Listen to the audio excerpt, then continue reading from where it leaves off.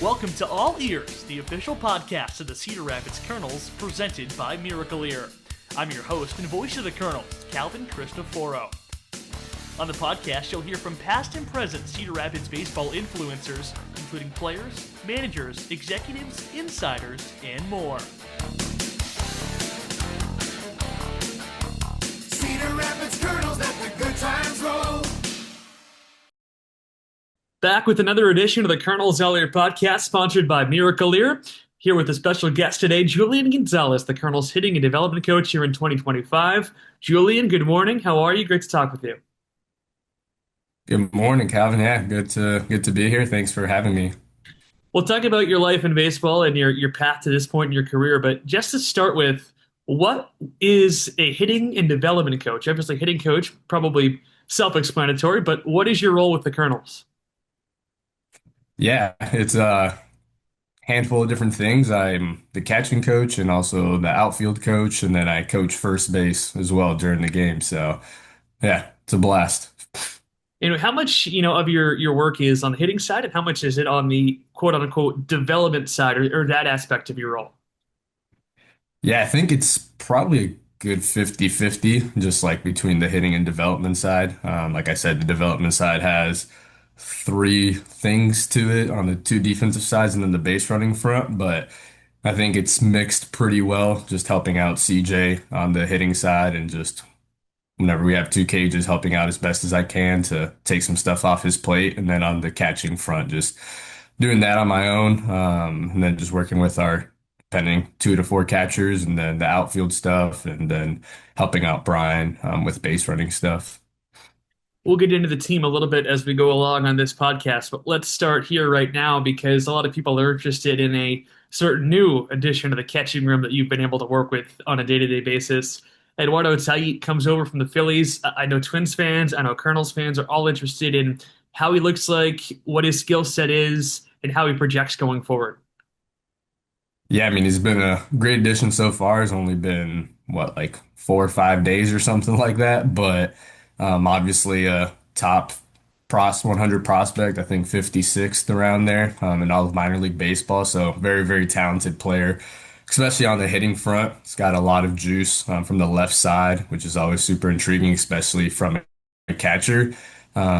His arm strength is well above average. I think he's like been clocked around like 85, 86 miles an hour from behind the plate, which is an absolute cannon. Then he's got really quick hands. So it's been fun in the 2 days that I've been able to do catching stuff with him. But I think he's got a bright future back there from what I've seen so far. And speaking to him and speaking to a buddy over from the Phillies, like kid's a hard worker and he gets after it, bilingual, so that helps a lot too on my front, but also just with the other catchers. And it's a great group that we have here, and they do a really good job of communicating and helping each other out. So, Yeah, that's great to hear, and I'm sure it makes Twins fans smile across Twins territory that Eduardo Tait, one of the main pieces that was acquired at the trade deadline, is going to be a major part for the Kernels going forward this year and in the Twin system going forward. Let's get into you a little bit. You grew up, born in Boston, live a lot of your life in Florida. Talk us about your early beginnings in the sport of baseball. yeah, I started playing baseball, I guess, nowadays relatively late. I think I started when I was like 8 or 9 years old. Um, and yeah, played a couple years, like you said, was born in Boston, grew up in Lawrence, about like 40-ish minutes outside of Boston. So yeah, so played a couple years there, moved to Florida and been in Florida the rest of my life.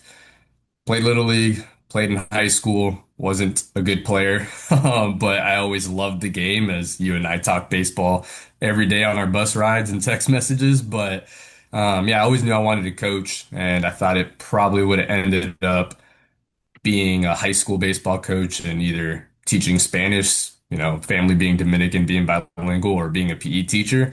Thought I would go that front just because I didn't play college baseball. So I thought that that's the route that it would have taken me. But, baseball has evolved throughout the years. After I moved to Jacksonville, where I currently live, I was plugged in with the softball program as a student manager for a season, then became a volunteer assistant for like a season and a half. And I thought that was the route that I was going to take next.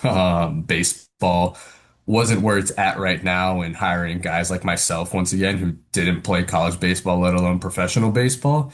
So I thought that college softball would be the route that I would take. There's still is to this day, but even back then, 2015 to 17, when I was around there was a lot of male coaches, former college guys, some guys that didn't play college, but like myself, once again, just really big nerds of the game, and a passion for the game.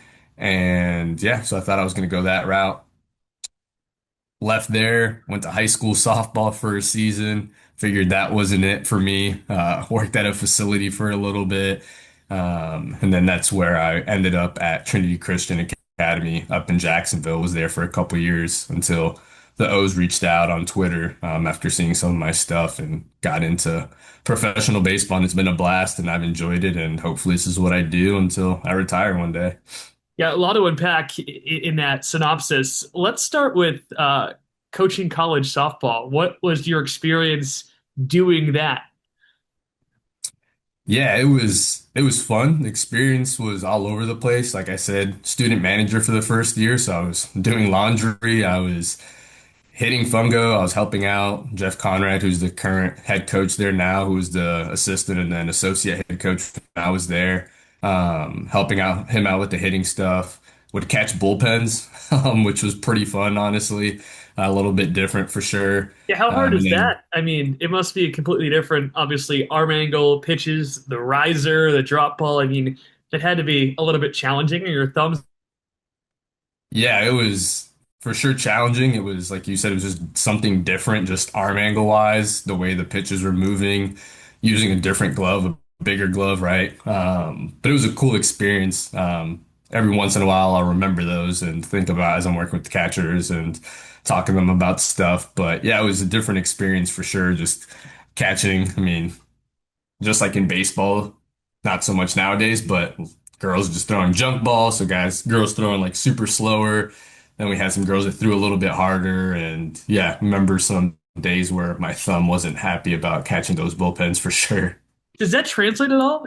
What you picked up catching in the softball bullpen, does that translate at all to anything that you preach on the baseball side? Um, Maybe a little bit, just thinking about just like framing, right? Thinking about framing and trying to stick the pitch, blocking. I think there's still stuff that for sure correlates, but obviously when I was said like catching bullpens, I wasn't thinking about all that stuff. I was just making sure that I caught it and wasn't hurting myself and helping the pitchers get a little bit better. But yeah. Absolutely. And then the other thing I found curious in your story is you get your first start in professional baseball off a Twitter DM. I'm curious, the post that somebody from the Orioles organization responded to and how that went down. Yeah, it was crazy. Like prior to that, I applied to a bunch of jobs in professional baseball. Had some coolers that I was working with, and would post our hitting sessions, would post our hitting environments, and slowly like college coaches and some professional coaches would follow. And yeah, the director of player development at the time reached out, and was like, "Hey, are you interested in professional baseball?" And I was like, "Yeah, of course." So it all happened pretty quickly. And it's just a small world how literally the next day, Drew, who's now our director of player development here at the Twins, had reached out to me back in 2021, but everything happened so fast with the Orioles that I didn't get an opportunity to interview here with the Twins. But full circle, I'm over here now with us. So And then after that, I mean, you went on to coach 2 years in the Dominican Summer League, just for our fan base and people like me who had never been out there to the Dominican, let alone seen what a professional facility looks like out there, and anything about the Dominican Summer League, how it works, what the living situations are. We see our players who have played in the DSL. They do a year in the FCL. Back before COVID, they would come to Cedar Rapids, then go to Fort Myers. Now it's vice versa. So you really don't really know the background of guys starting at age 16 and 17 not overseas, but abroad playing pro ball. Talk us through, what the DSL looks like on a day-to-day experience and your experience living there and some of the facilities and things like that in the Dominican Summer League. yeah, so day to day wise, it's 12, depending on the day, mostly 12 o'clock games. So it's super hot, right? We're in the Dominican Republic on an island. So it's super hot daily. We start, get to the field as coaches probably like at 6:30 in the morning. Do whatever we need. Like most of us would work out since we're already there. Then we get the day going. Can't remember roughly around what time the schedule will start, but at least with the Orioles, we had two teams. I know with the Twins, we only have one in the DSL, but with the O's, we had two teams. So schedules obviously were vice versa. One team might be hitting in the cage while the other one's doing defense and base running, and then we'd switch to be able to get both of those teams their work in on enough times.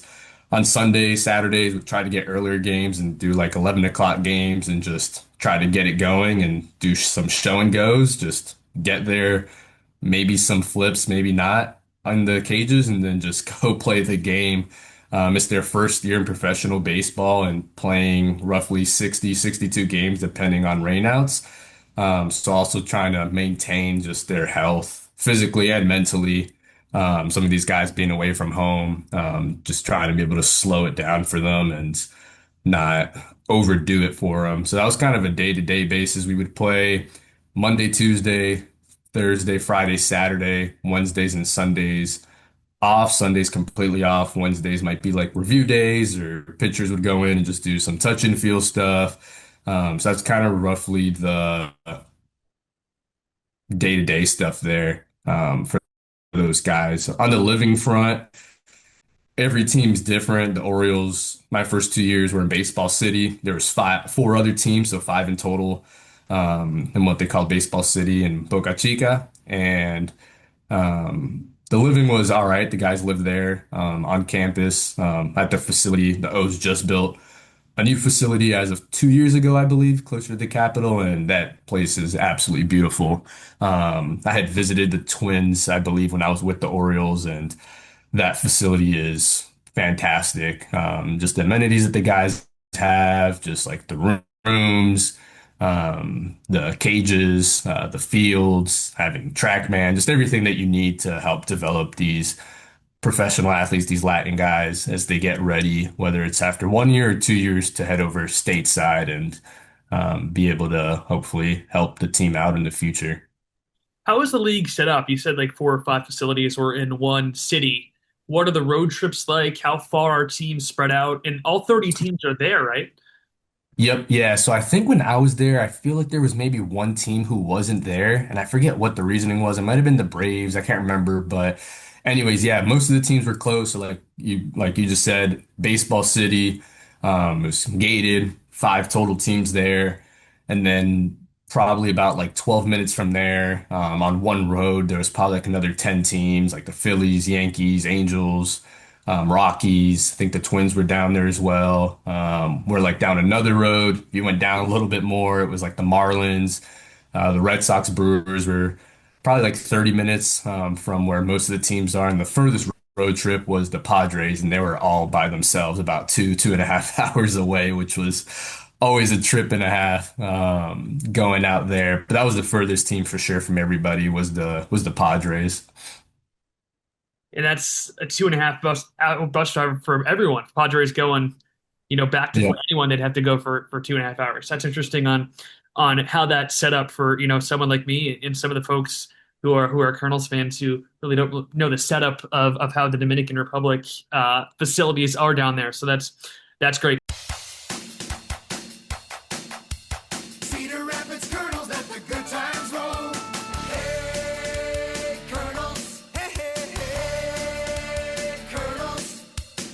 Hearing is important to living life to the fullest. That's why inside every Miracle Ear store, you'll find better laughs at family barbecues. You'll find a better life is in store at Miracle Ear when you experience the Miracle Ear exclusive advantage.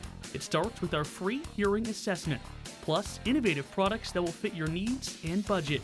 With free service and adjustments for life, call 319-243-7105 to schedule a free hearing evaluation and find a better life in store. Our local Miracle Ear team is proud to support the Cedar Rapids Kernels. Group outings are a great way to unwind and enjoy a night out, and we invite you to reach out to our group sales staff and see all the options we have. Everybody knows when you're at the game. the good times roll. Hey, hey, Kernels, let the good times roll. Cedar Rapids Kernels, let the good times roll.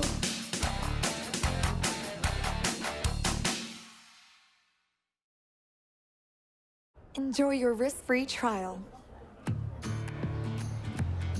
Hello? Can you hear me? I sure can. Everybody hear me? I sure can. Do you hear me? I sure can. So, can you hear well? Sure can. Hear well, feel well from your first appointment. Your local Miracle Ear team is proud to support your Cedar Rapids Kernels.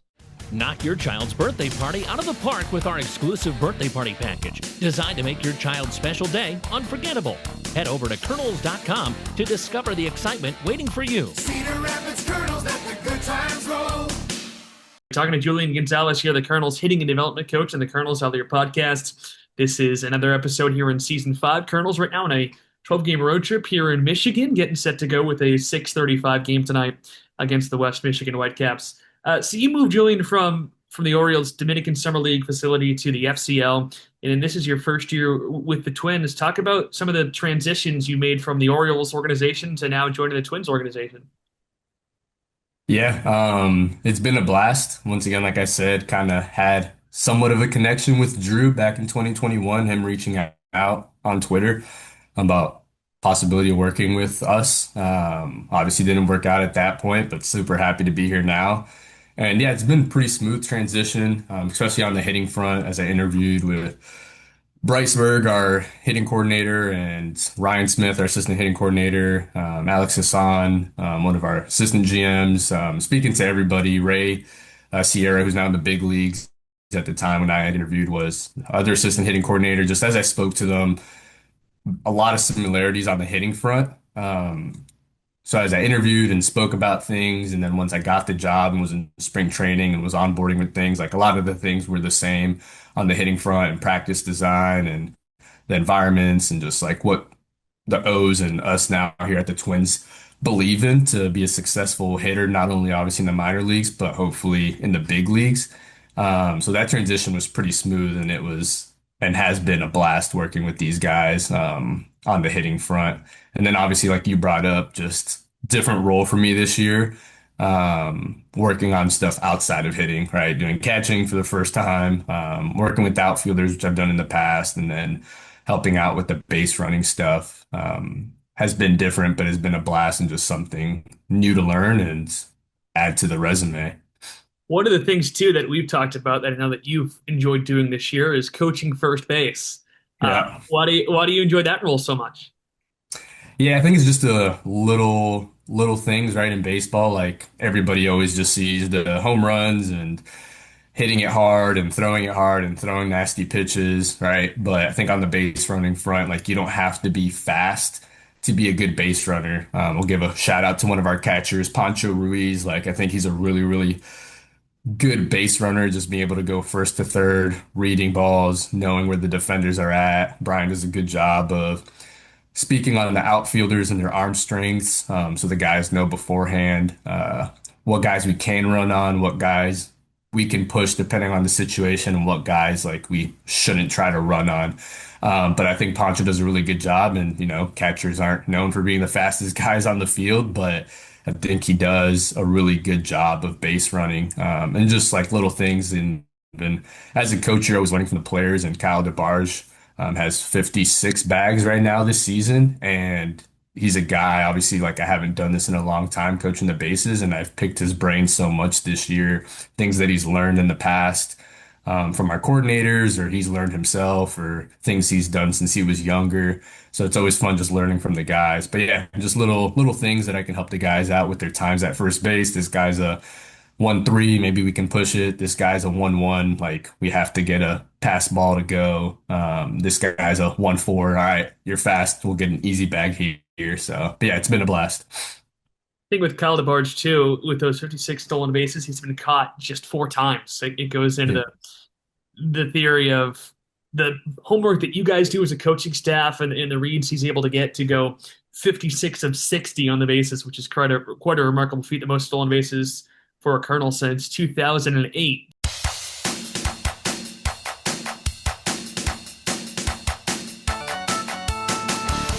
Stay connected with the Cedar Rapids Kernels all year long by following the Kernels on social media. Catch up with the Kernels on Twitter, Instagram, and Facebook at CR Kernel.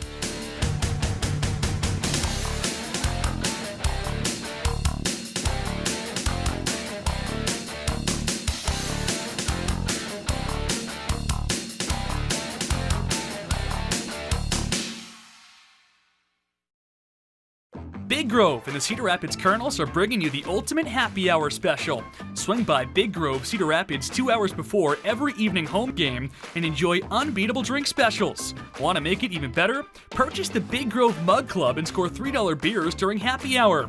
Kick off your night with great drinks and good company. Then head to the ballpark for all the action. Big Grove, proudly supporting your Cedar Rapids Kernels. The Bim Ritter Diamond Shop is a must-see whenever you visit Veterans Memorial Stadium. Located behind Section 113, the Bim Ritter Diamond Shop is full of your favorite Kernels t-shirts, sweatshirts, caps, and replica jerseys. Not to mention dozens of unique novelty items, all with the Kernels' authentic logo. Be sure to swing through while at the ballpark and take home a new Kernels item. Bim Ritter is headquartered in Cedar Rapids. Give them a call for all your apparel and headwear needs. Calvin Christopher here talking to Julian Gonzalez on the Kernels All Their podcast. It's a good transitioning from, kind of your background and your role to some of the players that you've had the opportunity to coach this year on the Kernels side. You mentioned Kyle DeBarge and Pancho Ruiz. I'd be remiss if I didn't ask you about Kalen Culpepper, who was on the Kernels team for the first half of the season, now promoted to Double-A Wichita. What did you enjoy about working with him early in the season? Yeah, Casey, he was a hard worker. Being alongside of CJ and seeing CJ go after it with KC and just the work in the cages was a lot of fun. Casey, as you see, you're with the team around pretty often, not just in the booth, which is, side note, pretty fun to have you around just on the field with the guys. But Casey's always smiling, right? Like every player gets upset. Like obviously you're not going to go 4 for 4 or 2 for 4 every game, but he rarely would be super frustrated or mad.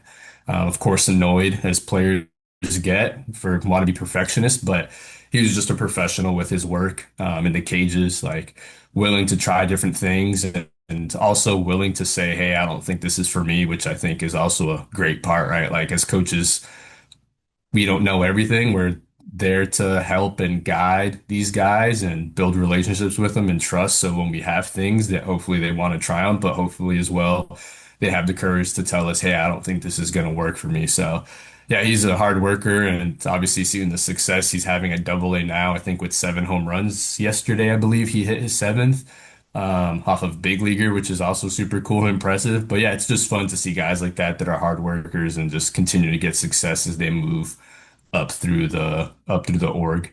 Wanted to ask too about Jaime Ferrer, who is a guy that has joined your catching room. Someone in college who didn't catch at all, and now he's been a guy that's been behind the plate a lot for the Kernels this year. Obviously, learning a new position is very difficult. How has his journey kind of been through your eyes in terms of becoming a guy that can play well behind home plate? Yeah, it's been fun, man. That kid, he's a good kid. He's a very funny kid. I don't know what the culture on the team would be like without him, but man, he's worked super hard. Like in spring training, I was just with the hitters, so I didn't really get to be around the catchers. But talking to Tucker Frawley, our catching coordinator, he's super impressed and happy with the work that he has done since January camp when he started catching up until now in August. The numbers show it itself, but also just seeing it in person and video, you can just see the work that he's done. He's willing to learn. And also, like you said, on the catching front, he's also learning a new position at first base as well.